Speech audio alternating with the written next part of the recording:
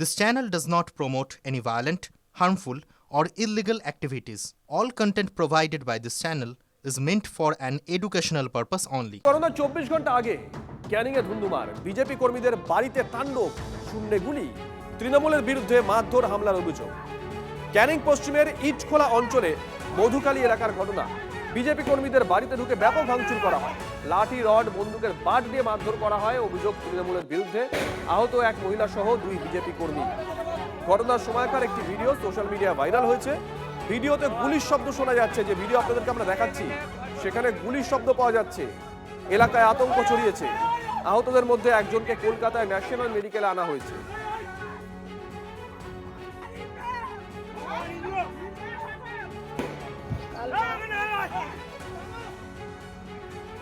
দেবব্রত আমাদের সঙ্গে রয়েছেন, আমাদের সহকর্মী। দেবব্রত, অনেকটাই তো সময় পেরিয়ে গেল, কি অবস্থা এখন? পুলিশ কাউকে আটক বা গ্রেপ্তার করেছে?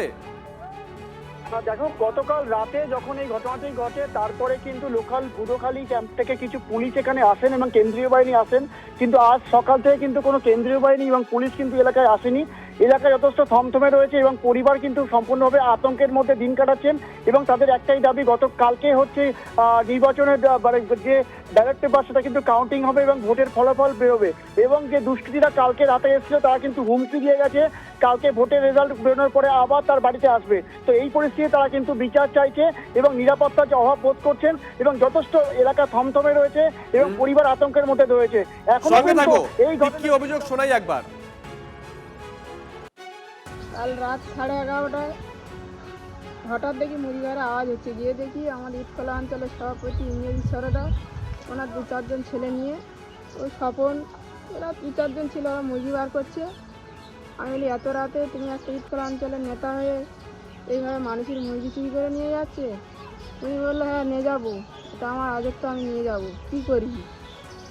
বলা সঙ্গে সঙ্গে ঘাড় গলা ধরে মানে দুজনে মাছ শুরু করে দেওয়া। আবার বলতে একে চল টেনে নিয়ে চলে যা, একটু শুধু বের করে নিয়ে বল। ওরা 2 জন মাছ শুরু করে আমার স্বামীর ওদি মারে, আমার নিজেরও প্রচণ্ডভাবে মারধর করেছে। তারপরে ওনার গুলি চলেছে কেন।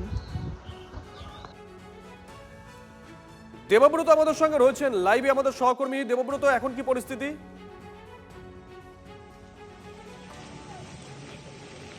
দেখো, আমি এই মুহূর্তে দাঁড়িয়ে আছি দক্ষিণ বুধোখালী গ্রামে, আর এখানে দীপিকা নস্করের এই ছোট্ট বাড়িটা, এই বাড়িতে তার একটা মাত্র সন্তান এবং তার স্বামীকে নিয়ে এখানে থাকেন এবং তার স্বামী একজন পরিযায়ী শ্রমিক, তিনি কেরালায় কাজ করেন। গতকাল রাতে ঠিক 11:30টার সময় এই ঘরের মধ্যে দীপিকা কিন্তু ঘুমাচ্ছিলেন। হঠাৎ একদল তৃণমূল আশ্রিত দুষ্কৃতীরা তারা এখানে আসে এবং তাকে আক্রমণ করে এবং তার দরজায় লাথি মারে। আমি আমার সহকর্মীকে বলবো দেখানোর জন্য, এই সেই দরজা, তার লাথি মেরে সম্পূর্ণভাবে ভেঙে দেয় এবং দরজা এখনো ভাঙা অবস্থায় পড়ে রয়েছে। এবং সামনে ওই সেই বেডটা যার উপরে দীপিকা নস্কর শুয়েছিলেন এবং সেখানে তাকে গলা চেপে তাকে কিন্তু মারার চেষ্টা করেন দুষ্কৃতীরা। এখানে আমার সঙ্গে সরাসরি দীপিকা নস্কর এই মুহূর্তে রয়েছেন।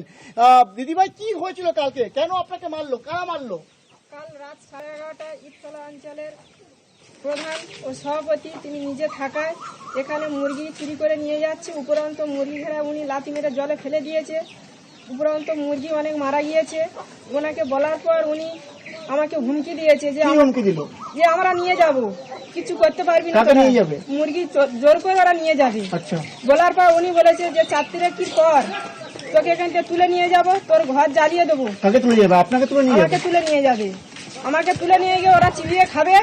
উপরন্ত গলা টিপে আমার ওই বিছানাতে 2 জন ইন্দ্রজিৎ সরদার, স্বপন মণ্ডল, উনি নিজে থাকায় দাঁড়িয়ে থেকে উনি এক অঞ্চল সভাপতি উপরন্ত প্রধান, উনি নিজে মেরেছে, নিজে গলা টিপে মেরে বিছানায় শুয়ে রেখে দিয়ে গেছে। উপরন্ত আমার স্বামীকে এখানে বন্দুক রেখে গলাতে ফায়ার করেছে 6টা। উপরন্ত দরজা জানলা সমস্ত কিছু সব ভেঙে দিয়েছে। উপরন্ত বলে গেছে যে 4 তারিখের পর রেজাল্ট খুব খারাপ, 4 তারিখের পর ঘর জ্বালিয়ে দেবো, মারার হুমকি দিয়ে গেছে। যে কালকে তো 4 তারিখ, কালকে তো ভোটের রেজাল্ট বেরোবে, আপনি কি আতঙ্কে আছেন? সঙ্গে থাকো। ভয়ঙ্কর অভিযোগ, যার বিরুদ্ধে অভিযোগ তিনি কি বলছেন শুনুন। যদি কারা গন্ডগোল অশান্তি করে তারা খুব নোংরাভাবে করেছে, এটা যারা বলছে তারা কিন্তু, যারা আঙুলটা তুলছে আমার নয় বা অন্য কোনো জায়গায়, এলাকা ইটখোলা অঞ্চল পুরো শান্ত শৃঙ্খলা জায়গায় রয়েছে। এই মুহূর্তে কোনো রকম গন্ডগোল অশান্তি, কালকে যেটা হয়েছে ওরা মারামারি করে যে গন্ডগোল করেছে ওরা এটা দোষারোপে যাওয়ার চেষ্টা হচ্ছে।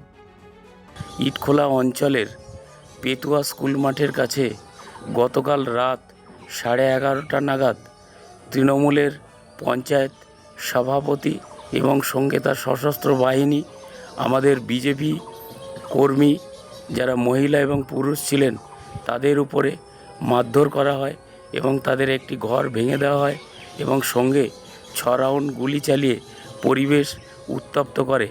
এ বিষয়ে ক্যানিং থানাকে জানানো সত্ত্বেও এখনও পর্যন্ত তার কোনো রকম গ্রেপ্তার হয়নি।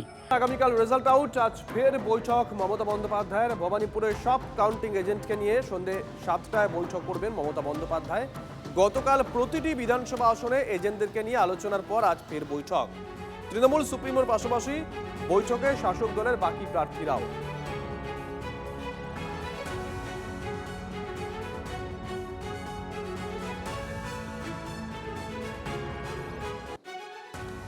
আগামীকাল রেজাল্ট আউট। আজ ফের বৈঠকে মমতা বন্দ্যোপাধ্যায়।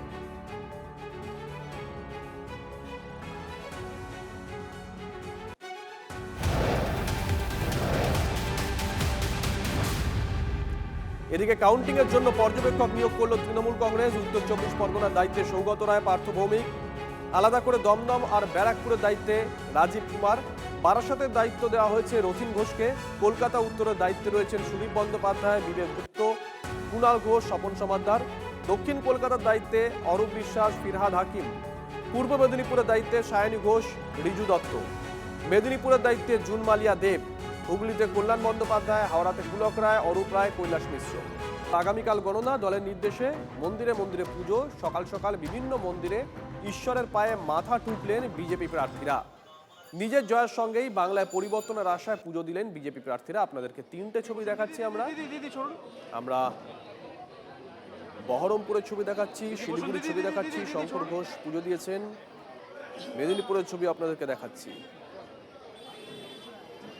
আগামীকাল ভোট গণনা, তার আগে আজ ইভিএম পাহারায় বিজেপি। আজ সকাল থেকে রাজ্যের সব স্ট্রং রুমের কাছে অবস্থানে বসছেন বিজেপি মহিলা কর্মীরা। গণনা শুরু হওয়ার আগে পর্যন্ত প্রতিটি স্ট্রং রুমের সুরক্ষা নিশ্চিত করার দায়িত্ব দেওয়া হয়েছে বিজেপির মহিলা কর্মীদের।